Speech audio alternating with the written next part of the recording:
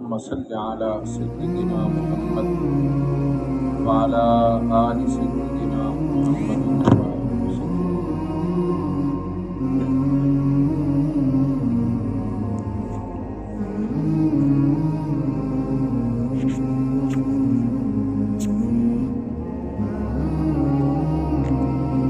انسان کا سب سے بڑا علم ہے کہ اللہ اپنے نفس کو پہچانے. ہمارے مشاہد نے فرمایا جس نے اللہ کو پہچان لیا اور نفس کو پہچانا، یا جس نے نفس کو پہچانا اس نے اللہ کو پہچانا. اپنے نفس کو پہچان نہ سکتے اور اللہ کو بھی پہچان نہ سکتے. نفس ہے کیا انسان؟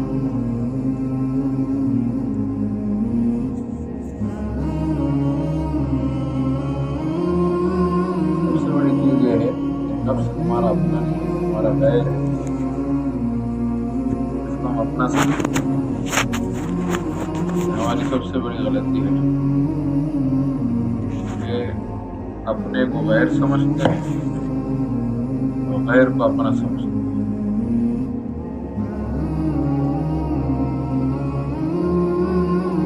اس لیے ہر بندے میں اللہ نے نفس رکھا ہے، اور نفسی میں خیر ہے، نفسی میں شر ہے. خیر بھی نفسی کا حصہ ہے اور شر بھی نفسی کا حصہ ہے. جو سراپا خیر وہ فرشتہ ہے، جو سراپا شر وہ شیطان. خیر اور شر کا مجموعہ حضرت انسان. جس نے نیکی کا ماحول اپنایا اور اپنے نفس میں خیر کو غالب کر لیا وہ بندہ کامیاب. جس نے برائی کا ماحول پایا، برائی کا ماحول اپنے اندر لے لیا اور شر غالب آ گیا، انسان ناکام. اس لیے پورے زور کے ساتھ کہا گیا کہ نیکی صحبت اختیار ہے. انسان جو دیکھتا ہے اس کو لیتا ہے. آج کی سائنس بھی کہتی ہے انسان کے جو علوم ہے، ٹیکنیکلی علوم، اس سے جو بندہ حاصل کرتا ہے وہ 15%. جو بھی پڑھتا ہے نا بندہ، ڈاکٹر ہو، انجینئر ہو، مطلب پڑھتا ہے، کسی سیکھتا ہے، کسی سے پڑھتا ہے، تحریر میں ہو یا تحریر میں ہو، وہ علم جو ہے اس کے اندر جو اثر کرتا ہے 15%. اور 15 جو اپنے اندر لیتا ہے وہ 85% ماحول کا اثر. جو دیکھتا ہے اس کو لیتا ہے. ہمارے بڑوں کی کہاوت ہے 100 بار کا کہنا 1 بار کا عمل بھاری ہوتا ہے. کسی بچے کو 100 بار کہو بیٹا نہیں کرنا، 100 بار تم نے کہا اس کو، اور اس کے سامنے وہ عمل 1 بار کر لیا تو 100 بار کا کہنا وہ بھول جاتا ہے، 1 بار کا دیکھنے پہ عمل کرتا ہے.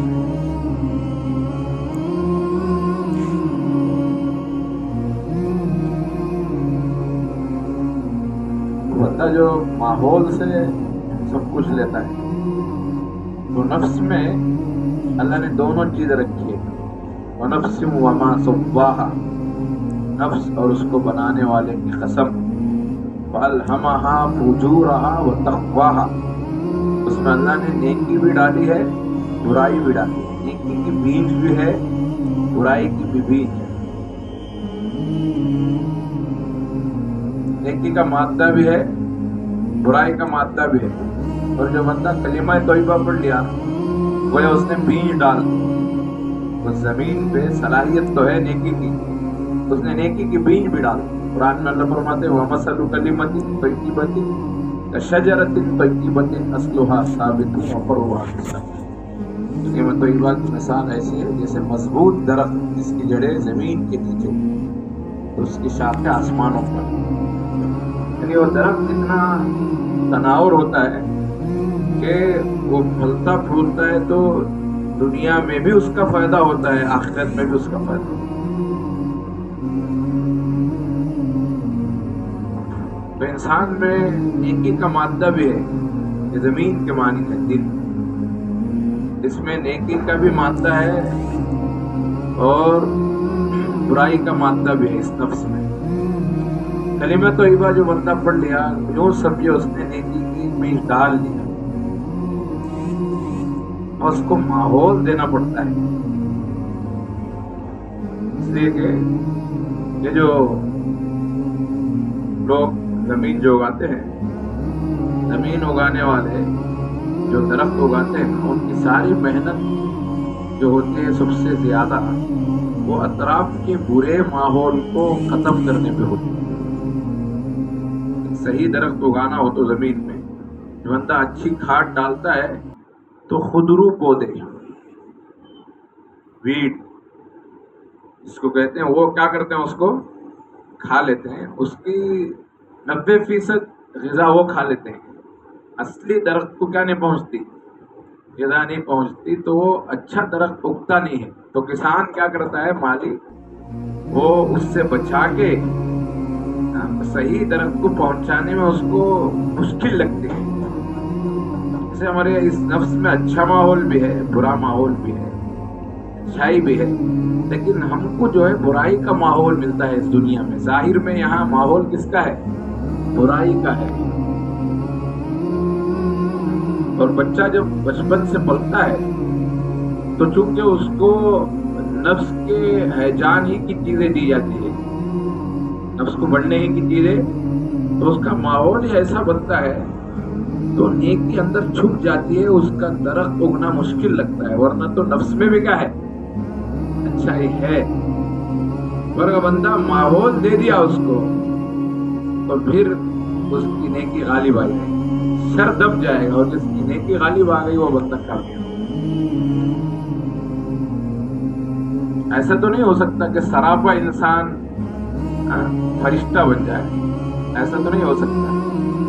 نیکی کو غالب کر لے، اور بندہ نیکی کو غالب کر لے، اللہ بھی اس بندے کو محفوظ رکھے۔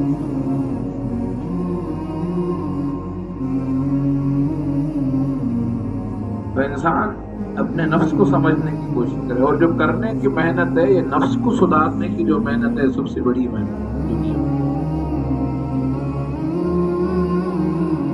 اس دنیا میں سب سے بڑی اگر کوئی محنت ہے تو وہ نفس کو سدھارنے کی۔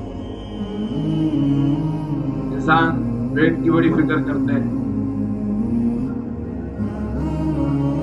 اپنے اخراجات کی کیا کرتے ہیں، بڑی اس پہ لمبا وقت لگاتے ہیں، اور ان سے کہو نا کہ بھائی نفس کی فکر کرو، کہتے ہیں بھائی ہمارے پاس وقت نہیں ہے، تم نے اپنے ہی کو پہچانا نہیں، زندگی کے مقصد ہی کو تم نے نہیں پہچانا، اس لیے کہ جو تمہاری محنت ہے وہ اس محنت کے تابع ہے، محنت کے تابع ہے۔ یہ جو محنت ہے، انسان اپنے نفس کے شریر کو ختم کر دے، اس کو شریعت کا لگام ڈال دے، یہ سب سے بڑی محنت ہے۔ اس لیے کہ نفس کی عمومی جو حالت رہتی ہے وہ نفس امارہ، وما ابرئ نفسی ان النفس لامارۃ بالسوء۔ حضرت یوسف علیہ السلام خود کہتے ہیں، میں جو گناہ سے بچنا، میں اپنے نفس کی کوئی براز ظاہر نہیں کرتا کہ میں پاک ہوں، لیکن نفس ہے ہی برائیوں کا حکم دینے والا، الا ما رحم ربی، مگر جس پر اللہ کرم کر دے۔ نفس کی جو عمومی حالت، جو پہلی حالت ہوتی ہے، وہ نفس امارہ، انسان کو گناہوں کی طرف کیا کرتا ہے، ابھارتا ہے، اس کی فطری چیز ہے، وہ اس کا نیچر ہے، نیچر ہے۔ اب انسان اس نفس امارہ کا مطلب کیا ہے کہ وہ صرف خواہشات کی دعوت دیتا ہے۔ وہ انسان نفس امارہ والا، اس کی علامت ہے وہ پاؤں پر چلنے والا ایک انسان ہوتا ہے، عقل کے اعتبار سے جانور ہوتا ہے، کی تو بس آرزوئے خواہشات پوری کرنا زندگی کا مقصد ہوتا ہے. حیوانی حقیقت میں دیکھنے میں انسان ہوتا ہے، حقیقت میں حیوان ہوتا ہے. اس کی زندگی حیوانی زندگی ہوتی ہے، گناہوں میں ڈوبی ہوئی زندگی ہوتی ہے. اس کو صبح اٹھتے ہیں تو شیطان دل میں نفسی کے اندر ایک برا خیال آ جاتا ہے، اس برے خیال کو پورا کرنے میں اور رات تک وقت گزار دیتا ہے. یہی عام بندوں کی حالت ہوتی ہے. ان کا ذہنی ایسا ہوتا ہے اپنے خواہشات کو پورا کرے. ایسے بندوں کو اب نیکی اچھی لگتی، بلکہ نیک لوگ بھی اچھے نہیں لگتے. اپنے زندگی میں اتنے پاپ گناہ ہوتے ہیں، زندگی گناہوں میں لت پت ہوتی ہے، لیکن وہ نیک لوگوں پہ انگلیاں اٹھا رہے ہوتے ہیں کہ بھائی فلاں اچھا نہیں، فلاں اچھا نہیں. تو بھائی اپنی زندگی پہ نظر نہیں، دوسروں پہ کیا ہے نظر. یہ نفس امارہ کی علامت ہے. انسان نفس امارہ کی علامت یہ ہے کہ شہوت کے غلبے کے وقت انسان اب اپنی شہوت کو پورا کرنے میں کسی کا کوئی لحاظ نہ رکھے. آپ نے دیکھا مرغا جو ہے مرغیوں میں پھر رہا ہوتا ہے، بکرا بکریوں میں پھر رہا ہوتا ہے. ایسا انسان اپنی شہوت کو پورا کرنے میں لگا ہوتا ہے. آج کا سارا یورپ ایسا ہی ہے، نفس امارہ کے غلام ہے.